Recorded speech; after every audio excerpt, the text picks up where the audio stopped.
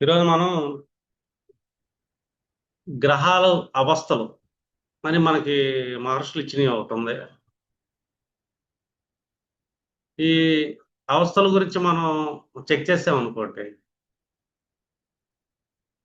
అంటే ఒక్కొక్క గ్రహం ఏ అవస్థలో ఉంది, వాళ్ళ జాతకంలో ఎలాంటి ఫలితాలు వస్తున్నాయి అనేది ఒకటి చెప్పొచ్చు.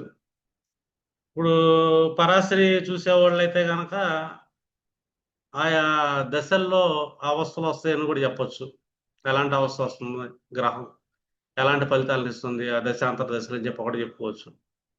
ఇక నాడీ విధానంలో చూసుకునేటప్పుడు ఏంటంటే మనకి న్యాచురల్‌గా ఏ అవస్థలో కూర్చుంది గ్రహం, రేపొద్దున సర్కిల్స్‌లోకి వెళ్ళేటప్పుడు ఆ గ్రహాలు ఏ అవస్థల్ని కలిగి ఉంటున్నాయి అని కూడా మనం చెప్పొచ్చు. ఇంకా మీరు గోచార ఫలాలు చెప్పాలని ఇంట్రెస్ట్ ఉందనుకోండి, రాశి ఫలాలు. ఈ అవస్థల్ని ఒక్కొక్క రాశి వాళ్ళకి ఎలాంటి అవస్థల్లో ఉండే గ్రహాలు, ఎలాంటి ఫలితాలు, ఏ ఏ సెక్టార్‌లో వచ్చే అవకాశం ఉంది అని చెప్పి కూడా రాశి ఫలాల్లో కూడా షార్ట్ టర్మ్‌లో చెప్పుకోవచ్చు. ఈ అవస్థా జ్ఞానం అనేది చాలా మంచి టాపిక్ వాస్తవంగా చెప్పాలంటే. ఈ అవస్థలు నేను చేశాను. థంబ్‌నెయిల్ చేశా. ఇది గ్రూప్‌లో పెడతానండి తర్వాత.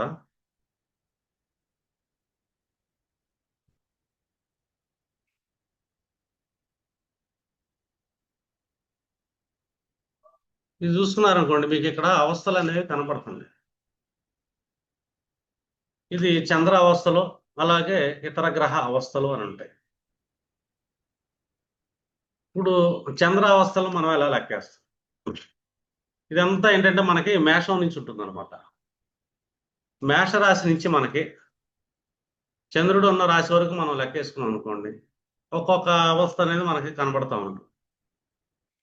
ఇప్పుడు మేషరాశిలో ఒక గ్రహం చంద్రుడు కూర్చున్నాడు. ప్రవాసం. మీరు ఎక్కువ గమనించండి ఎప్పుడైనా సరే. మేషరాశుల్లో మన జీవితాలు గమనించామనుకోండి. వాళ్ళు పుట్టి పెరిగింది ఒక చోట ఉంటారు. లైఫ్‌లో సెటిల్ అయ్యేది ఇంకో చోట ఉంటారు. అంటే ప్రవాస జీవితాలు ఉంటాయి ఆళ్ళయి. మీరు ఆల్‌మోస్ట్ మేషరాశులను గమనిస్తే మీకు ఆ కనెక్షన్ ఉంటుంది. అంటే బయటికెళ్ళి సెటిల్ అవ్వటం అనేది ఈ రాశి లక్షణం. వాళ్ళ జన్మస్థలం నుంచి. అదే వృషభ రాశిలో చంద్రుడు కూర్చున్నాడనుకోండి. ఈ చంద్రకారకత్వాలకు సంబంధించింది గాని, ఫైనాన్షియల్‌గా గాని ఏదో రకమైన లాసెస్ అనేది రాసి పెట్టుకోండి. మూడోది మిథున రాశి అనేది మృతి అంటాం మనం యాక్చువల్‌గా చెప్పాలంటే. మృతి అంటే బాగా ఒక రకమైన స్తబ్దత అనేది వాళ్ళ లైఫ్‌లో ఉంటుంది అని. ఇయన్నీ ఏంటంటే చంద్రుడి యొక్క అవస్థ. ఇంకా కర్కాటకంలో చంద్రుడు కూర్చున్నాడనుకోండి, ఈ అవస్థ అనేది జయం అనే అవస్థ ఉంటుంది. ఇయన్నీ చంద్రుడి అవస్థలండి. వీళ్ళ నిరంతరం చంద్రుడు అనంగానే ఒకటి గుర్తుపెట్టుకోండి. చంద్రుడు ఎప్పుడైనా సరే ఎక్కువగా థింకింగ్ లార్డ్. ఒకటి ట్రావెలింగ్ లార్డ్. పదే పదే ఆలోచనలు నిరంతరం తిరుగుతా ఉంటాయి. ఇవి చంద్రుడి లక్షణాలు. ఇప్పుడు వృషభ రాశిలో మనం గమనించామనుకోండి, ఎక్కువగా వాళ్ళని పలకరిస్తే గనక దాంట్లో పెద్దగా రాదు, దీంట్లో పెద్దగా రాదు అని చెప్పి ఎక్కువగా ఈ నష్టం అనే దాని గురించి ఎక్కువగా వాళ్ళు మాట్లాడుతా ఉంటారు. వాళ్ళ లైఫ్‌లో కూడా ఎక్కువగా ఉంటుంది. అలాగే వాళ్ళకి చంద్రదశలు వచ్చినప్పుడు కూడా కొద్దిగా ఇబ్బంది కలిగిద్దని చెప్పాలి. చంద్రుడు ఉచ్చ స్థితిలో మనం జనరల్‌గా చూసినట్టే ఉంటుంది గానీ అక్కడ వృషభ రాశిలో అవస్థ వచ్చేదలికి ఇది రెండో భావం మేషం నుంచి చూసుకుంటే రెండో అవస్థలో ఉంటాడు చంద్రుడు. ఈ చంద్రుడు ఏదో ఒక రకమైన నష్టాన్ని కలిగించే అవస్థ అని చెప్పాలి మనం. అంటే చాలా రకాల నష్టాలనేది ఆయా దశల్లో వాళ్ళకి కలుగుతా ఉంటాయి. ఇంకా చంద్రుడు మూడో రాశిలో సంచరిస్తున్నాడనుకోండి, అది మృతి పదం అంటాం మనం. మృతి రాశి అంటాం. ఎందుకంటే అష్టమం తీసుకుంటాం వాస్తవంగా. దానికి రాశిని మృతిలో తీసుకుంటాం మనం. ఇంకా 4లో చంద్రుడు కూర్చున్నాడు అంటే కర్కాటకం అనుకుంటాం. వీళ్ళ నిరంతరం ఏంటంటే ప్రతి చోట సక్సెస్ అవ్వాలి అనే మైండ్ సెట్ ఉంటుంది వీళ్ళకి. వాళ్ళ లైఫ్‌లో కూడా సక్సెస్ కోసం బాగా ఎళ్ళగలుగుతారు, వస్తుంది కూడా. ఇంకా సింహరాశిని మనం గమనించామనుకోండి, చంద్రుడంటే ఐదో రాశిలో కూర్చున్నాడు. వీళ్ళకి హాస్యం ఎక్కువ వాస్తవంగా చెప్పాలంటే. అంటే ఎంటర్‌టైన్‌మెంట్ మైండ్ సెట్ ఎక్కువుంటుంది సింహరాశి వాళ్ళని. మనం గమనిస్తే వాళ్ళు చాలా హార్ష్‌గా కనపడతారు. సింహరాశి వాళ్ళంటే అది ఇది అనుకుంటాం గానీ, మంచి జోవియల్ పర్సన్స్, మంచి హాస్య ప్రియులు. వాళ్ళు హాస్యాన్ని ఎక్కువ ఇష్టపడతారు. వాళ్ళ లైఫ్‌లో హాస్యం లేకపోతే వాళ్ళు డిప్రెషన్‌లోకి వెళ్తారు. వాళ్ళకెప్పుడు కావాల్సిందంటే ఒక ఎంటర్‌టైన్‌మెంట్. ఇంకా ఆరో భావం అనేది ఒక క్రీడా స్థానం అంటాం మనం. ఈ కన్యా రాశి వాళ్ళకేంటంటే జీవితంలో చాలా విషయాలు ఒక ఆటలా కనబడతాయి. ఛాలెంజింగ్ ఉంటుంది. అర్థమైందా? దాన్ని ఒక స్పోర్టివ్ మైండ్ సెట్ ఎలాగుంటది? క్రీడా మనస్తత్వం ఎలాగుంటుంది? స్పోర్ట్స్ వారికి. నేను గెలవాలి అనే తత్వం అనేది ఎక్కువుంటుంది. నేనే గెలవాలి అన్న మైండ్ సెట్ ప్రతి స్పోర్ట్స్ మ్యాన్‌కి ఉంటుంది. మొత్తం నేనే లీడ్ చేయాలన్న మానసిక స్థితి ఉంటుంది. అందుకే దీన్ని క్రీడావస్థ అంటాం. ఇంకా సప్తమ భావం తులారాశిని మనం గమనించామనుకోండి, ఈ అవస్థ రతి అని ఇచ్చాడు మనకి మహర్షి. రతి అంటే ఆల్‌మోస్ట్ రిలేషన్స్. వీళ్ళ ఆలోచనలు మాక్సిమం ఎక్కడికెళ్ళినా గూడా చివరికి రతి అనే అవస్థలో మనం గమనించొచ్చు తులారాశి వాళ్ళని. ఇది దొరక్కపోతేనే వీళ్ళ జీవితంలో సఫర్ అవుతా ఉంటారు. చూడండి, చంద్రుడు ఎక్కడైతే కూర్చున్నాడో, ఏ అవస్థ అయితే కూర్చున్నాడో, ఆ అవస్థ అనేది వీళ్ళకి దక్కకపోతే జీవితంలో డిప్రెషన్ వస్తా ఉంటుంది. ఎందుకంటే ఆ చంద్రుడి మీద ఇతర గ్రహాలు దృష్టులు, ఇతర గ్రహాల కనెక్షన్స్ ఏర్పడతా కోల్పోయే అవకాశాలు ఉండటం వల్ల కొన్ని కొన్ని వాళ్ళు ఇబ్బందుల పాలవుతారు. ఈ తులా రాశి అంటే చంద్రుడు సప్తమ భావంలో కూర్చున్నప్పుడు రతి అనే అవస్థ ఉంటుంది ఆళ్ళకి. రిలేషన్స్ మెయింటైన్ చేయటం, అర్థమైందా? సెక్సువల్ ఇంటెన్షన్స్ ఉండటం, వీళ్ళ లోపల డీఫాల్ట్‌గుంటాయి. అక్కడ సంతృప్తి లేకపోతేనే వాళ్ళు డిప్రెషన్‌లోకెళ్తుంటారు. అదంతా కరెక్ట్‌గెళ్తున్నప్పుడు వీళ్ళ లైఫ్‌లో మళ్ళీ సక్సెస్‌ఫుల్‌గెళ్తుంటారు. ఇంకా ఇది నిద్ర, అష్టమ భావం అనేది. నిద్రావస్థ అంటాం. అంటే చంద్రుడు ఇక్కడ మనకి నిద్రావస్థలో ఉంటాడు. నిద్రావస్థ ఏంటంటే మానసికంగా ఏంటంటే వాళ్ళు ఒక రకమైన మగతలో ఉంటారు అని. నిత్యం అని. అంటే వృశ్చిక రాశిలో బాగా యాక్టివ్‌గా ఉంటారు జనరల్‌గా చూసుకుంటే మనం. కానీ అవస్థొచ్చేసరికి నిద్రావస్థ. అంటే ఒక రకమైన అంతర్గత మందగొడితనం ఉంటుంది ఈళ్ళకి. ఇంకా ఈ భోజనం అంటాం, భోజ్యం అంటాం. 2 రకాలుగా ఎళ్తుంది ఈ అవస్థ. భోజనం అది ఇచ్చారు మనకి మహర్షులు. తొమ్మిదో అవస్థ ధనుస్సు. వీళ్ళని గూడా మనం జనరల్‌గా గమనించామనుకోండి, ఈ ధనువు రాశివాళ్ళు చెప్పాలంటే మంచి భోజన ప్రియులని గూడా చెప్పొచ్చు మనం. అంటే ఈ అవస్థ అలాంటిది. వీళ్ళకేంటంటే ఫుడ్‌కి ఎప్పటికి డోకా ఉండదు. నిత్యం ఏంటంటే వాళ్ళ ఆలోచనలేంటంటే మంచి ఫుడ్స్ గురించి ఆళ్ళు థింక్ చేస్తూ ఉంటారు. లగ్జరీ ఫుడ్స్ గురించి థింక్ చేసుకుంటారు. ఇది ధనుస్సు రాశి లక్షణం.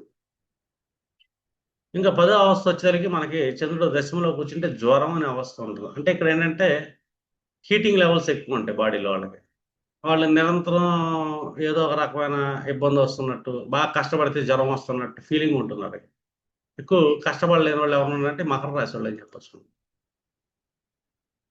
కదా! జ్వరావస్థ అంటారు. చిన్న చిన్న విషయాలకు వస్తూ ఉంటది. ఇంకా 11వ అవస్థ ఏదన్నదంటే కుంభరాశి. అంటే చంద్రుడు మేషం నుంచి 11వ స్థానం అంటే తొందరపాటు ఎక్కువ. వీళ్ళ జీవితంలో ఎప్పుడు ఏ లాభాలు గాని, నష్టాలు గాని ఏదైనా చూసుకుంటే ఇతర గ్రహాల సంభావనలు వీళ్ళ లైఫ్‌లో ఈ తొందరపాటు ఏదైతే ఉందో, ఈ తొందరపాటు వల్ల చాలా రకాల ఇబ్బందుల పాలవుతుంటారు. ఇంకా 12వ రాశి అంటే మీనం అనేది చంద్రుడు స్థిరత్వం అని చెప్తాం. మీన రాశిలో మనం గమనించామనుకోండి, వాళ్ళు చాలా స్టెబుల్‌గా కనపడుతుంటారు మనకి. అంత తొందరగా ఆళ్ళు తొనకరో, బెనకరో లాంగ్ టర్మ్ స్థిరత్వం మైండ్ సెట్ అనేది ఉంటుంది. ఇది చంద్ర అవస్థలు అని. ఈ దశలు నడుస్తున్నప్పుడు గూడా మనం ఏంటంటే ఒక్కొక్క పర్సన్‌కి మెయిన్ చంద్రుడు ఎక్కడ కూర్చున్నాడని జెప్పేసి మనకు తెలుస్తుంది. ఆ చంద్రుడిని బట్టి మనం వాళ్ళకి కొన్ని కాలిక్యులేషన్స్ చెప్పొచ్చు. ఇంకా ఇతర గ్రహ అవస్థలు ఎలా ఉంటాయి? ఇది చాలా ఇంపార్టెంట్. ఇప్పుడు మనకి చంద్రావస్థలు కాలిక్యులేషన్ చేసుకునేటప్పుడు మనం ఎప్పుడైనా సరే మేషం నుంచి కాలిక్యులేషన్ చేస్తాం. కాలచక్రం నుంచి. కానీ ఇతర గ్రహ అవస్థలొచ్చేసరికి చంద్రుడు ఎక్కడ స్థితి పొంది ఉన్నాడో, అక్కడి నుంచి మొదలుపెట్టి ఇతర గ్రహ అవస్థలు చెప్తుంటాం. అంటే ఇక్కడ మనం జనరల్‌గా తీసుకుంటే చంద్ర లగ్నాన్ని తీసుకోండి మీరు. ఎవరి జాతకంలో అన్నా చంద్ర లగ్నాన్ని మనం గమనిస్తే గనక ఇతర అవస్థలు వస్తా ఉంటాయి. ఇప్పుడు పరాశరి విధానం చేసుకునేవాళ్ళేంటంటే దశా విధానంలో ఈ అవస్థల్ని వాడొచ్చు.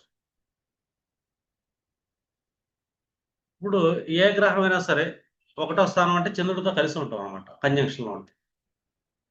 ఇది మనకి ధీరత్వం అని ఇచ్చారు మనకి. ధీరావస్థ అంటాం. ఇప్పుడు కుజుడు కనెక్ట్ అయ్యాడనుకోండి, వీళ్ళలో ఒక రకమైన బోల్డ్‌నెస్ అనేది ఉంటుంది. అర్థమైందా? చంద్రకుజులు కంజంక్షన్ చూసుకుంటే మనకి, కంజంక్షన్ మళ్ళీ ఇక్కడ 1/9లోకి ఎళ్ళమాకండి. చంద్రుడు కూర్చున్న రాశిలో స్థితి పొందాలి, ధీరావస్థ అంటాం, 1వ స్థానం. ఈ ధీరావస్థను మనం చూసుకున్నాం అనుకోండి, ఆయా గ్రహ కారకత్వాల విషయంలో కానీ, రెండు ఆ గ్రహం చంద్రుడి నుంచి ఏ ఏ భావాల ఆధిపత్యం వచ్చిందో కూడా అది చేసుకున్నా కానీ, అది ఏదైనా గ్రహం గోచారంలో వాళ్ళ జాతకంలో చంద్రుడి మీద ప్రయాణం చేస్తున్నాడు, ఈ గ్రహం ఏంటంటే ధీరావస్థను పొందుతుంది అని చెప్పొచ్చు. వాళ్ళ జాతకంలో నేటల చంద్రుడు ఎక్కడ కూర్చున్నాడు, అక్కడ గోచారంలో ఏదైనా గ్రహం సంచరిస్తుంది. మనం బిఎన్ ప్రకారం మనం క్యాలిక్యులేషన్ చేస్తున్నాం అనుకోండి, గోచారాన్ని ఎక్కువ సెంటర్ చేస్తుంటాం. గోచారం సెంటర్ చేస్తున్నప్పుడు ఏ గ్రహం చంద్రుడితో కనెక్ట్ అయింది, ఆ గ్రహం ఏంటంటే ధీరావస్థనిస్తుంది అని చెప్పొచ్చు.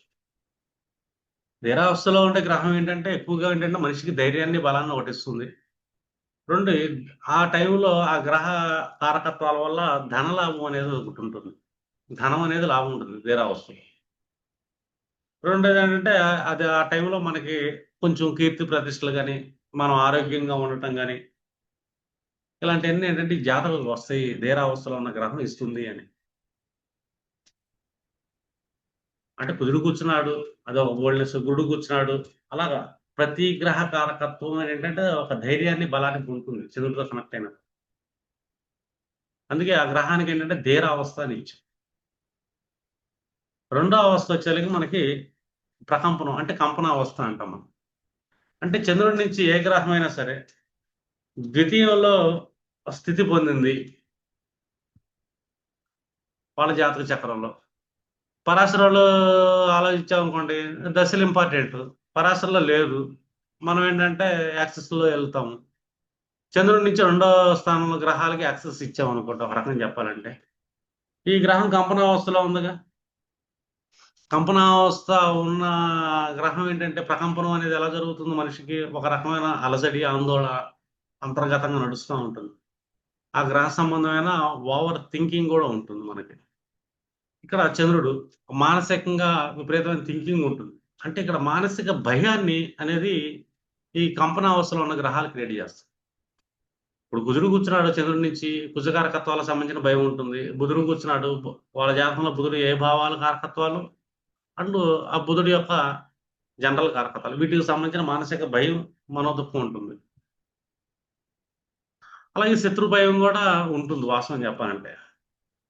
అంటే ఆయా గ్రహ కారకత్వాల వల్ల వాళ్ళు ఆ గ్రహ కారకత్వాల్ని, అది బుధుడు గాని, కుజుడు గాని, శని గాని, ఇంకెవరైనా గాని, గురుడు గాని, ఒక రకమైన శత్రు భయాన్ని వాళ్ళకి కలుగజేస్తుంది. మనిషి ఎప్పుడైతే మానసిక భయానికెళ్ళాడనుకోండి, మానసిక భయంలో మనిషి ఏంటంటే స్థిరమైన స్థితి ఉండదు, ప్రకంపన స్థితి ఉంటుంది. ఆలోచనలు ఏంటంటే వేగంగా వెళ్తూ ఉంటాయి. అప్పుడు రాంగ్ స్టెప్స్ చేసే అవకాశం ఉంటుంది. ఎప్పుడైతే పర్సన్ రాంగ్ స్టెప్‌లేస్తాడో తను ఫైనాన్షియల్‌గా లాస్ అయ్యే ఛాన్స్ కూడా ఉంది. అందుకే చంద్రుడి నుంచి రెండో స్థానంలో ఉన్న గ్రహాలు, గ్రహ కారకత్వాలు గోచారంలో సంచరిస్తున్నా కూడా ఆ టైంలో ఏంటంటే మనోదుఖము, మానసిక భయము, శత్రు భయము, ఫైనాన్షియల్ లాసెస్ ఇలాంటియన్నీ ఏంటంటే వాళ్ళ జాతకంలో మనం చెప్పొచ్చు. ఇప్పుడు కుజుడు నడుస్తున్నాడనుకోండి, కుజు సంబంధమైన లాసెస్ ఉంటాయి. లిటిగేషన్‌లోకి ఎళ్ళమాకండి. గోచారంలో కుజుడు మీ రాశి నుంచి రెండో ఇంట్లో కూర్చున్నాడు. అర్థమైందా? మీది పలానా మేష రాశి అయిందనుకోండి, కుజుడంటే సెల్ఫ్ లార్డ్. వృషభ రాశి అయిందనుకో సప్తమాధిపతి, వ్యయాధిపతి. ఆ చంద్రుడి నుంచి రెండో ఇంట్లో సంచారం చేస్తున్నాడు. మీ బిజినెస్‌లో గాని, ఫ్యామిలీ లిటిగేషన్స్‌లో గాని, స్పౌస్ విషయంలో గాని, కోపాన్ని, భయాన్ని, ఆందోళనని ఇలాంటివి పెట్టుకోమాకండి. శత్రుత్వాన్ని క్రియేట్ చేసుకోమాకండి. ఫైనాన్షియల్ లాసెస్ అయ్యే ఛాన్స్ ఉంటుందని చెప్పొచ్చు. ఇది ప్రకంపన అవస్థ. లేదు, చంద్రుడి నుంచి ఏదైనా గ్రహం మూడో స్థానంలో సంచరిస్తుంది. లేదు, వాళ్ళ జాతకంలో మూడో స్థానంలో ఏమైనా గ్రహాలు కూర్చున్నాయి చంద్రుడి నుంచి. దీన్ని మనం గమనావస్థ అంటాం. ఈ గమనావస్థలో కూర్చున్న గ్రహం ఏదైనా సరే మనకి మంచి సుఖాన్నిస్తుంది జీవితంలో. రెండోది ఆ టైంలో ఏంటంటే గమనావస్థలో ప్రయాణాలు చేస్తారు జనాలు. ఈ ప్రయాణాల వల్ల గూడా వీళ్ళకి లాభమే ఉంటుంది, నష్టమైతే ఉండదు. సుఖము ఉంటుంది. అంటే ఈ ధనలాభము, ప్రయాణం, సుఖం ఈ మూడేంటంటే గమనావస్థలో కూర్చున్న గ్రహాలిస్తాయి. వాళ్ళ జాతకంలోని కూర్చొని గమనావస్థల గ్రహాలు మీరు పరాశరి విధానంలో చూసారు. దశాంతర దశలు నడుస్తుంది. గమనావస్థలో గ్రహం ఉందంటే ఈ గ్రహ కారకత్వాల వల్ల, భావ కారకత్వాల వల్ల మీకు ప్రయాణాలు పడుతూ ఉంటాయి. అండ్ ఫైనాన్షియల్ గెయిన్స్ ఉంటుంది. మీరు సుఖాన్ని కూడా పొందగలుగుతారు అని చెప్తాను. ఎందుకంటే గమనావస్థ అది. ఇప్పుడు ఇంకేదైనా గ్రహం మనం అబ్జర్వ్ చేసామనుకోండి. చంద్రుడి నుంచి 4వ స్థానంలో ఏమైనా గ్రహాలుంటాయి. ఇక్కడ మనకేమిచ్చారు? భోగావస్థ ఇచ్చారు. ఈ భోగావస్థలో గ్రహ దశాంతర దశలు నడుస్తున్నా గాని, లేదు వాళ్ళ జాతకంలో భోగావస్థలో ఏమైనా గ్రహాలు స్థితి పొందినా గాని, చంద్రాత గ్రహ కారకత్వాలు అండ్ చంద్రాత తీసుకుంటే ఆయా గ్రహాలు ఏ భావాలకు ఆధిపత్యాలిస్తున్నాయి. అర్థమైందా? ఆ భావాలకు సంబంధించిన ఎక్కువగా భోగభాగ్యాలను బాగా అనిపిస్తుంది. రెండోది భోగావస్థలో కూర్చున్న గ్రహ దశలు నడుస్తున్నా, లేదా ఆ గ్రహాల సంచారం మనకి యాక్సిస్‌లో, గోచారంలో గూడా మనకి గ్రహాలు కనబడుతున్నా, ఏదైనా సరే ఆ టైంలో మనకేంటంటే సౌఖ్యం ఉంటుంది. భోగావస్థలో గురుడు సంచరిస్తున్నప్పుడు సుఖం ఉంటుంది. లేదు స్త్రీ సౌఖ్యం అంటే వివాహాలవుతాయి అని చెప్పొచ్చు మనం భోగావస్థలో గ్రహాలు సంచరిస్తున్నప్పుడు. అర్థమైందా? భోగావస్థలు ఏంటంటే సుఖాలు, సంతోషాలు, ఆనందాలు, భోగభాగ్యాలు, స్త్రీ సుఖం అండ్ కొంతమందికి మనం ప్రిడిక్షన్ గూడా జేయొచ్చు. ఈ టైంలో మీకు సంతానం జరిగే అవకాశం ఉంటుంది. మీ సంతానాధిపతి మీ భోగావస్థలో సంచరిస్తున్నాడు గోచారంలో. సంతానం కలిగే అవకాశం గూడా ఉంటుంది. ఈ టైంలో మీకు సుఖ సంతోషాలు గూడా బాగా కలుగుతాయి. భోగభాగ్యాలుంటాయి, సంపదలుంటాయి. ఇలాంటియన్నీ చెప్పొచ్చు భోగావస్థ. ఇంకా భోజనావస్థలో గూడా గ్రహాలు మంచి ఫలితాలిస్తాయి. చంద్రుడి నుంచి పంచమంలో కూర్చున్న గ్రహాలేంటంటే, వాటి యొక్క దశలు నడుస్తున్నా, లేతే గోచారంలో గ్రహాలు గూడా చంద్రుడి నుంచి పంచమంలో చంద్రుడు నడుస్తున్నా గూడా, చివరికి వాళ్ళ చంద్రుడు నడుస్తున్నా గూడా, ఆ టైంలో ఏంటంటే, మంచి సౌఖ్యం ఉంటుంది. మంచి భోజనాలుంటాయి ఆళ్ళకి. అంటే మృష్టాన్న భోజనాలు పిలిచి పెడతా ఉంటారు. లేదు వీళ్ళే సరదాగా మంచి మంచి రెస్టారెంట్స్‌కెళ్ళి భోజనం జేయొచ్చు. ఇది భోజనావస్థలో గ్రహాలు సంచరిస్తున్నప్పుడు. ఆ టైంలో దేహం గూడా చాలా బలంగా ఉంటది. ఎందుకంటే మంచి ఫుడ్ తీసుకుంటారు. హెల్తీ ఫుడ్ తీసుకుంటారు. భోగావస్థలు ఉన్నప్పుడు లగ్జరీస్ ఫుడ్ తీసుకుంటారు. ఈ దేహ సుఖం ఉంటుంది. దేహదారుఢ్యం ఉంటుంది. సంపదలు ఇయన్నీ ఏంటంటే ఈ భోజన అవస్థలో మనకి వస్తాయని చెప్పొచ్చు. అంటే చంద్రుడి నుంచి పంచమంలో ఏదైనా గ్రహాలు కూర్చున్నప్పుడు వచ్చే అవస్థ అది. ఇంకా మనకి వచ్చేదేంటంటే ఆరో భావం శయనావస్థ. ఈ శయనావస్థలో ఏమైనా గ్రహాలు కూర్చున్నాయనుకోండి, ఇవి డిస్టర్బెన్స్ ఒస్తాయి. చంద్రుడి నుంచి ఎప్పుడైనా సరే ఆరో భావంలో ఏ గ్రహాలైతే కూర్చుంటాయో ఆ గ్రహ సంబంధమైన తత్వాల వల్ల జ్వరబోయి ఉంటాం. వాత జ్వరాలుంటాయి, శ్లేష్మ జ్వరాలుంటాయి, పిత్త జ్వరాలుంటాయి. ఇలాగ ఆయా గ్రహ కారకత్వాలు. లాస్ట్ టైమ్ చెప్పుకున్నాం గదా! గ్రహ తత్వాలు. ఆ తత్వాల వల్ల ఏంటంటే జ్వరాలుంటాయి. వ్రణ రోగాలుంటాయి. అంటే వ్రణాలకు సంబంధించిన రోగాలు ఇవైతే గ్యారంటీ. ఎప్పుడైనా సరే వాళ్ళ జాతకంలో చంద్ర, తారో భావంలో ఏ గ్రహాలు కూర్చున్నా ఆ గ్రహ సంబంధమైన రోగాలు వచ్చే అవకాశం ఉంది. రూల్ 1. లేదు. చంద్రావత ఆరో భావంలో వాళ్ళ గోచారంలో గ్రహ సంచారం సర్కిల్స్ నడుస్తున్నా గూడా, ఆ గ్రహ సంబంధమైన రోగాలైతే వస్తాయి. ఇది ఫిక్స్ ఇది. అందులో అసలు డౌటే లేదు. మీరు ఆ గ్రహాలకు సంబంధించిన జాగ్రత్తలు చెప్పటం, ఆ గ్రహ తత్వాలు ఏవైతే ఉంటాయో, ఆ తత్వానికి విరుద్ధ తత్వాన్ని యాక్టివేట్ జేయాలి. ఇప్పుడు కఫతత్వం వల్ల ఆళ్ళకి జ్వరం వచ్చేమనుకోండి, ఆళ్ళకేంటంటే మనం ఆ కఫతత్వానికి విరుద్ధంగా పిత్తతత్వాన్ని యాక్టివేట్ జేసి, ఆ ఫుడ్స్ తింటా ఉండండి, బ్యాలెన్స్ అవుతా ఉండండి అని జెప్పి ఇలా చెప్పొచ్చు. అంటే ఏ గ్రహం రన్ అవుతుంది? ఆ గ్రహం యొక్క తత్వం ఏంటి? దానికి ఆపోజిట్ తత్వ గ్రహాలు. అంటే జ్వర భయం అనేది ఈ పీరియడ్‌లో ఉంటుంది ఆళ్ళకి. జ్వరం అంటే ఇక్కడ రోగం అనే తీసుకోవాలి. అంటే వ్రణాలు. చిన్న చిన్న దెబ్బలు తగిలే అవకాశాలు గూడా ఉంటాయి ఈళ్ళకి ఈ టైంలో. ఇంకా సేమ్ ఇప్పుడు కోపావస్థ. ఈ కోపావస్థను మనం గమనించామనుకోండి, వాస్తవం చెప్పాలంటే ఇది ఏడవ భావంలో కూర్చున్నది కోపం వస్తుంది. ఈ కోపావస్థల గ్రహాలు గూడా అంతే. ఇక్కడ మనం జనరల్‌గా చెప్పుకున్నాం అనుకోండి, రాజు భయం అని చెప్తాం జనరల్‌గా చెప్పండి. అంటే గవర్నమెంట్ ఎంప్లాయీస్ వాళ్ళు గాని, గవర్నమెంట్ అథారిటేటివ్ వాళ్ళు గాని, వీళ్ళకి భయం కలుగుతా ఉంటది. రెండోదేంటంటే ఎప్పుడైనా సరే, చంద్రుడి నుంచి సప్తమంలో ఏ గ్రహాలైతే కూర్చుంటాయో, ఆ గ్రహ కారకత్వాల బంధుదేశం అనేది ఉంటుంది. చంద్రుడి సప్తమంలో బుధుడు కూర్చున్నాడు. బుధుడంటే ఏంటి? మాతులనే కనిష్ట సోదరుల వరకు మనం చూసుకుంటాం. వాళ్ళ మధ్య వాళ్ళ మీద ద్వేషం అనేది పెంపొందిస్తుంది గ్రహం. అంటే అది డెస్టినీ ప్రారంభం అవస్థలో. ఇలా గురుడు కూర్చున్నాడు అగ్రసోదర వర్గం మీద, శని కూర్చున్నాడు చంద్రాత్ ఆపోజిట్ లో. శని కూడా మనం అగ్రసోదర వర్గం తీసుకుంటాము, తాతలను తీసుకుంటాం. అంటే వాళ్ళ ఆయా బంధువుల వల్ల ద్వేషం అనేది ఉంటుంది అనేది మనం చెప్పాలి. ఎందుకంటే సూర్యుడు కూర్చున్నాడు అనుకోండి, వాళ్ళ వల్ల ఇబ్బంది ఉంటుంది. గవర్నమెంట్ అథారిటేటివ్ వాళ్ళు కానీ ఒక్కొక్కరు చూడండి, పర్టికులర్ సంచారం జరుగుతున్నప్పుడు ఐటీ రైట్స్ జరగటం కానీ, అవి జరగటం కానీ, ఇవి జరగటం కానీ వాళ్ళ జాతకంలో వచ్చిందంటే, సర్కిల్స్ లో చంద్రార్థ సప్తమంలో గ్రహాలు నడుస్తున్నప్పుడు వాళ్ళకి డ్యామేజ్ జరుగుతుంది. రెండు ఇదే టైంలో బంధువుల మీద కూడా వీళ్ళకి ద్వేషం పెరుగుతుంది.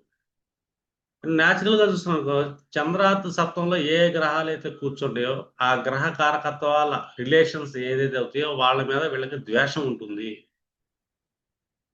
దీన్ని మనం కోపావస్థ అంటాం మనం. ఇంకా చంద్రుడి నుంచి అష్టమ భావం దయా స్వభావం అంటాం వాస్తవం చెప్పాలంటే. ఈ అష్టమం అనగానే మనం ఒకటి గుర్తుపెట్టుకోవాలి, ఇది రీసెర్చ్ పాయింట్ వాస్తవం చెప్పాలంటే. అంటే మనిషి మనస్సు ఎలాగుంటుందంటే అష్టమంలో కూర్చున్న గ్రహాలకు సంబంధించిన దయా జాలి అనేది పక్కన పెడితే, వీళ్ళు ఏంటంటే ఎక్కువగా జ్ఞానాన్ని సముపార్జించే అవకాశం ఎక్కువ ఉంటుంది ఆ గ్రహాలకు సంబంధించి. అర్థమైంది. ఈ చంద్రుడి నుంచి అష్టమంలో ఏ గ్రహాలు కూర్చున్నా కూడా ఆ గ్రహ కారకత్వం వల్ల లాభం, వస్తు లాభం ఉంటుంది. జనరల్ గా చూస్తే భూలాభం కూడా ఉంటుంది. ఇప్పుడు చంద్రుడి నుంచి అష్టమంలో కుజుడు కూర్చున్నాడు అనుకోండి, భూలాభం అయితే ఉంటుంది. కుజుడికి సంబంధించిన టెక్నికల్ విద్యలు లాంటివి నేర్చుకుంటారు ఈ జ్ఞానం విషయంలో వచ్చేసరికి. సంపద కూడా ఆ కుజ కారకత్వం అనేది వస్తుంది. అట్లాగా చంద్రుడి నుంచి ఎక్కడైతే అష్టమంలో ఏ గ్రహ కారకత్వం అయితే కూర్చుందో ఆ గ్రహ కారకత్వం వల్ల ఖచ్చితంగా సంపద, జ్ఞానం అనేది వాళ్ళ జాతకంలో రాసి పెట్టుంటుంది. దీన్ని దయావస్థ అంటాం. ఇంకా మనకి నిద్రావస్థ. ఈ నిద్రావస్థ అనేది చంద్రుడి నుంచి ఎప్పుడైనా నవమంలో కూర్చున్న గ్రహాలు కలుగుతుంది. ఈ నిద్రావస్థను మనం చూసుకున్నాం అనుకోండి, ఎక్కువగా ఉంటే రోగ భయం ఒకటి ఉంటుంది, మరణ భయం ఉంటుంది. రెండోది నిర్ధనం అంటాం మనది, ఫైనాన్షియల్ లాసెస్. ఎప్పుడైనా ధనాధిపతి చంద్రుడి నుంచి నవమంలో కూర్చున్నాడు అనుకోండి, వాళ్ళ చేతుల్లో రూపాయి నిలబడదు. అర్థం కారకత్వాలు, ధన కారకత్వాలు గురుడు కానీ చంద్రుడి నుంచి నవమంలో కూర్చున్నా, శుక్రుడు కూర్చున్నా కూడా ధనకారకుడు. అంటే ఏ గ్రహం అయితే కూర్చుంటుందో ఆ గ్రహానికి సంబంధించిన ఫలితం కూడా ఒక రకమైన ధనమే మనకి. ఆ గ్రహ సంబంధమైన ఫలితాన్ని పొందలేక నిర్ధనత్వం ఉంటుందండి. లేకపోవటాన్ని నిర్ధనం అంటాం. ధనం అంటే ఫైనాన్షియల్ లిక్విడ్ క్యాష్ ఒకటే కాదు, ఒక్కొక్క గ్రహానికి సంబంధించిన ఆనందం అనేది కూడా మనకి ఇక్కడ ఉంటుంది. దాని యొక్క ఫలితం కూడా లక్ష్మీయే మనకి. అలాంటి ధనాన్ని లేకుండా ఉంటుంది చంద్రార్థ నవమ స్థానంలో నిద్ర అవస్థలో ఏదైనా గ్రహం కూర్చుంటే. ఇంకా 10వ స్థానంలో చంద్రుడు, 11వ స్థానం, ఈ రెండు స్థానాలు చాలా బాగుంటాయి. ఒకటి సంతోషం ఉంది, రెండు సుఖం ఉంది. ఇప్పుడు సంతోషం ఉందనుకోండి, ఎక్కువగా ఆ టైంలో ఏంటంటే వాళ్ళకి సన్మానాలు జరగటం, సుఖవంతమైన జీవితం కలగటం. ఇది చంద్రుడి నుంచి 10th హౌస్ లో కూర్చున్న గ్రహ తత్వాలు దశాంతర దశలే కానీ గోచారంలో ఆ ఏ గ్రహాలు సంచరిస్తున్నాయి చంద్రుడు దశంలో ఆ టైంలో వీళ్ళకి నియమని, పియమని, స్టేటస్ అని, చిన్న చిన్న సన్మానాలని, ఇలాంటివన్నీ జరుగుతూ ఉంటాయి. ఇంకా సుఖావస్థ కూడా చూసుకున్నాం అనుకోండి, అంటే చంద్రుడి నుంచి ఏకాదశి. జనరల్ గా చూసుకుంటే ఇది వాహన లాభం అని చెప్తాం మనం. అండ్ మిత్ర లాభం అండ్ సంతాన లాభం. అంటే సంతానం గ్రోత్ జరిగే ఛాన్స్ అంటాం ఏకాదశం అనేది. ఇది చంద్రార్తి ఏకాదశంలో ఏ గ్రహాలు నడుస్తున్నా కూడా దానికి సంబంధించిన మంచి ప్రాఫిట్స్ అయితే ఉంటాయి. ఒక్కసారి చూడండి, గోచార గ్రహాలు కానీ చంద్రార్త్ 11th హౌస్ లో వాళ్ళకి ఎవరైనా కూర్చుని అనుకుంటే, చతుర్థం కానీ శుక్రుడు కానీ ఎవరైనా కూర్చుంటే వాళ్ళు ఆ టైంలో వెహికల్స్ లాంటివి కొంటా ఉంటారు. వెహికల్స్ ఎక్కువ లాభాలు కలుగుతూ ఉంటాయి. ఇంకా భయావస్థ 12వ భయం. అంటే చంద్రుడి నుంచి ద్వాదశంలో ఏ గ్రహం కూర్చుంది. ఇది మనం ఒకటి ఆలోచించామనుకోండి, ఇది భయంకరమైన భయం. ఆ మనిషి జీవితంలో అంటే నిరంతరం ఏదో ఒక రకమైన భయపడుతుంటాడు. భయపడే మనిషికి ఒక స్వభావం ఉంటుంది. ఎప్పుడు భయపడేవాడు ఏం చేస్తుంటాడంటే చంచల మనస్తత్వం కలిగి ఉంటాడు. నిమిషానికి తన ఆలోచన విధానం మారిపోతూ ఉంటుంది. ఎప్పుడైతే చంచల మనస్తత్వం కలిగి ఉంటాడు అనుకోండి, ఆటోమేటిక్గా అతని ఆలోచన విధానం చెడిపోతుంది. బుద్ధి లేనితనం అనేది అతని లైఫ్లో యాక్టివేట్ అవుతుంది. ఎప్పుడైతే అతను ఆలోచన విధానం సరిగ్గా లేదనుకోండి, మళ్ళీ అతను ఫైనాన్షియల్గా లాస్ అయ్యే ఛాన్స్ ఉంటుంది. ఇట్లా ఏంటంటే మనకి అవస్థలు అనేవి ఉంటాయి. అది నవగ్రహ అవస్థలు అంటాం మనం. చంద్రుడిని మేషరాశిని చూస్తుంటాము, ఇతర గ్రహాలనేమో చంద్రుడిని సెంటర్ చేసి చూస్తుంటాం. ఇవి ఒకసారి చెక్ చేశారనుకోండి మీరు, ఈ షార్ట్ ఫామ్లో మీకు ఉంటుంది ప్రిడిక్షన్ చేయడానికి. గోచార ఫలితాలు చెప్పే విషయంలో కూడా ఇంకా చాలా బాగా పనిచేస్తాయి. ఇది అవస్థా జ్ఞానం అంటాం. అంటే నవగ్రహాలకి అవస్థలు. అంటే చంద్రుడు లగ్నంగా మార్చి చెక్ చేయటం. చంద్ర లగ్నం ఎందుకు ఇంపార్టెంట్ అనేది మీకు ఈ పాటికి ఐడియా వచ్చి ఉంటుంది. నాడీ విధానంలో కూడా మనం చంద్ర లగ్నాన్ని ఎక్కువ సెంటర్ చేస్తాం. అక్కడి నుంచి మనకి అవస్థలు ఏ ఏ గ్రహాలు ఏ ఏ అవస్థలో పడ్డాయి, ఆయా గ్రహాలకు సంబంధించిన పాజిటివ్ వస్తుందా, లేదా ఆయా గ్రహాలకు సంబంధించిన మైనస్లు వీళ్ళ జీవితంలో ఎదుర్కొంటారా అని. ఆల్రెడీ మైనస్ రాసి పెట్టి ఉంది, ఎదుర్కొనే అవకాశం ఉంది. కానీ అదే గ్రహం యొక్క పాజిటివ్స్ వస్తూ ఉంటాయి సర్కిల్స్లో తిరిగినప్పుడు. ఒక సర్కిల్ గురువు సర్కిల్ కానీ ఇంకేదైనా గ్రహాల సర్కిల్ కానీ మంచి అవస్థల్లో చంద్రుడి నుంచి పడ్డాయి అనుకోండి, వాళ్ళ జీవితంలో వాళ్ళంత అదృష్టవంతులు ఇంకోళ్ళు ఉంటారని చెప్పొచ్చు మనం. అర్థమైందా? ఆ సుఖావస్థలో చంద్రుడి నుంచి శని తిరిగాడు అనుకోండి, చాలా బాగుంటుంది. అంతే కదా. శని 2.5 ఏళ్ళకు ఒకసారి తిరుగుతాడు. 30 ఏళ్ళకు ఒక సర్కిల్ మారింది. 30 ఏళ్ళ సర్కిల్ మారుతున్నప్పుడు ఎమ్మటెమ్మటనే మంచి అవస్థలు ఉన్న దాంట్లో పడ్డాడు అనుకోండి చంద్రుడు, అంతకుమించి ఏమని చెప్పండి. ఇప్పుడు చంద్రుడి నుంచి మనం మంచి మంచి అవస్థలు తీసుకున్నాం అనుకోండి, వాస్తవం చెప్పాలంటే ఒకటి 10, 11 ఎమ్మటెమ్మటనే వస్తున్నాయి, అది బాగానే ఉంటుంది. లేదు, చంద్రుడి నుంచి 3, అలాగే 4, 5 అంటే 3లో శని పడ్డాడు చంద్రుడి నుంచి అంటే అక్కడ 30 ఏళ్ళు 30 ఏళ్ళు 30 ఏళ్ళు 90 ఏళ్ళ జీవితం బాగానే ఉంటుంది చెప్పచ్చు. 3 సర్కిల్స్. చంద్రుడి నుంచి 3లో ఉన్నాడండి శని. 3వ అవస్థ బాగానే ఉంది మనకి. ఇది గమనావస్థ, భోగావస్థ, భోజనావస్థ. అంటే 3 సర్కిల్స్ శని తిరుగుతాం అంటే 90 ఏళ్ళు గడిచిపోతుంది, వాళ్ళ లైఫ్ సుఖంగా వెళ్ళిపోతుందని చెప్పొచ్చు. గురుడు అంటే ఏదో 12 ఏళ్ళు కానీ శని లాంటి గ్రహం కూర్చుంటే అదృష్టమే కదా. అలా కాకుండా ఒక అవస్థ బాగోకుండా ఎమ్మటెమ్మటే డ్యామేజ్ జరిగింది అనుకోండి, అది ఇబ్బంది. ఇప్పుడు అట్లా లేదు, ఈ శయనం కోపం పడింది వరుసగా 60 ఏళ్ళు అక్కడ వెళ్ళిపోద్ది ఎమ్మటెమ్మటే. దయాస్వాపం వచ్చేసరికి ఆయన బతికుండాలి 60 ఏళ్ళ తర్వాత 90 ఏళ్ళ పాటు. ఎందుకంటే ఒక మనిషి జీవితంలో శని మోస్ట్ ఇంపార్టెంట్. చంద్రుడి నుంచి శని ఏ అవస్థలో పడ్డాడు, మధ్య మధ్యలో మారుతూ ఉంటాడు 2.5 ఏళ్ళు కాబట్టి బ్యాలెన్స్ అవుతూ ఉంటుంది. కానీ 30 ఏళ్ళ లైఫ్ 30 ఏళ్ళ లైఫ్ మనం క్రాస్ చెక్ చేసాం అనుకోండి, ఓవరాల్ లైఫ్లో ఎమ్మటెమ్మంటే మంచి అవస్థల్లో పడాలి. ఓ 2, 3 అవస్థలు మంచిగా వచ్చిందంటే వాళ్ళ కెరీర్ పరంగా చాలా బాగుంటుంది. అలాగే మీరు ఈవెంట్స్ చెప్పేటప్పుడు కూడా ఒకసారి ఏంటంటే ఈ అవస్థ అనేది మీరు అప్లై చేశారనుకోండి మీ ప్రెడిక్షన్లో, చాలా బాగుంటుంది. ఎందుకంటే చంద్రావస్థలు ఎక్కువగా మీరు చూస్తున్నప్పుడు ఏంటంటే ఒక మనిషి గురించి బాగా తెలుస్తుంది మీరు. వాస్తవం చెప్పాలంటే ఒక సీక్రెట్ నాలెడ్జ్ అని చెప్పాలి అవస్థ జ్ఞానం అనేది. అంటే షార్ట్ టర్మ్ ప్రెడిక్షన్స్ కూడా చేయొచ్చు మనం. ఎమ్మంటే తెలిసిపోతుంది వాళ్ళ ఏ అవస్థలు ఏ గ్రహాలు పడ్డాయి ఏంటి వాళ్ళ పరిస్థితి అని. కానీ చెప్పలేము మనం, ఎందుకంటే ఒక పర్సన్ మనం జాతకం చెప్పేటప్పుడు ఏంటంటే చంద్రరాహుల, బుధరాహుల, లేదు చంద్రకేతువుల, రవికేతుల, రవిరాహుల ఇవి చూసి మనిషి యొక్క మనస్సు, ఆత్మ, బుద్ధి ఈ 3 దెబ్బ తినకుండా మనం పర్సన్కి మనం కౌన్సిలింగ్ ఇవ్వాలి. బిఆర్ఎల్ రూల్ ఫస్ట్ మనకి. అష్టాదర్శ రూల్ కూడా అదే. వాళ్ళ జాతకంలో ఏం బాగాలేదని చెప్పేసి అనుకో, ఆల్రెడీ రవికేతువులు చంద్రకేతువులో పడ్డారనుకోండి, బాగా డిప్రెషన్లోకి వెళ్ళిపోతాడు. నాకు ఏం బాగాలేదు ఏం బాగాలేదు అని నిజంగానే బాగాలేకుండా పోతాడు. ఒక జ్యోతిష్యుని కలిసిన తర్వాత వాడు బాగుపడాలి కానీ లాస్ అవ్వకూడదు. కొన్ని పానిక్ సిచ్యువేషన్ కొన్ని కాంబినేషన్లు ఉంటాయి పర్సన్స్కి, వాళ్ళు ఇంకా మూలిగే రకమే తాటికి వేయకూడదు మనం. వాళ్ళకి మనం ఏంటంటే మోటివేట్ చేయాలి. అందుకే జ్యోతిష్యం చెప్పేటప్పుడు ఎప్పుడైనా సరే వాళ్ళకి ఏ కాంబినేషన్ ఉంది మానసికంగా అని చెప్పి చూడాలి. చంద్రరాహులు పడ్డారా, చంద్రకేతువులు పడ్డారా, వీళ్ళకి ఏంటంటే అవస్థ జ్ఞానం ఇచ్చామనుకోండి, నీకు అవస్థ ఉంది మీకు ఇట్లాగ అయిపోద్ది, మార్కులు అట్లా చెప్పారు నీకు ఇదేంది ఇదైందా ఇదైంది అంటే అయింది అయింది అయింది అంటాడు. నీ బతికి ఇంకా ఇంత అన్నావు అనుకో డౌట్.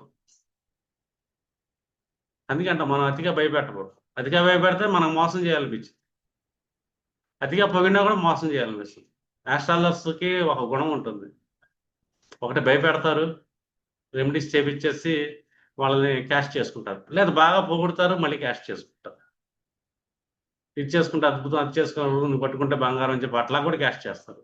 అందుకే అంటాం భయపెట్టేవాడు బాగా ఆశ పెట్టేవాడు మోసం చేయడానికి డిసైడ్ అయ్యాడు అని. కాబట్టి మీరు అలాగ భయపెట్టమాకంటే ఆశే పెట్టమా, వాస్తవం చూడండి, కాన్ఫిడెన్స్ ఇవ్వండి. ఓకేనా? మీరు ప్రాక్టీస్ చేయండి అవస్థల గురించి. ప్రాక్టీస్ చేస్తే మీకు మంచి కమెంట్ వస్తుంది. వచ్చేద్దాం.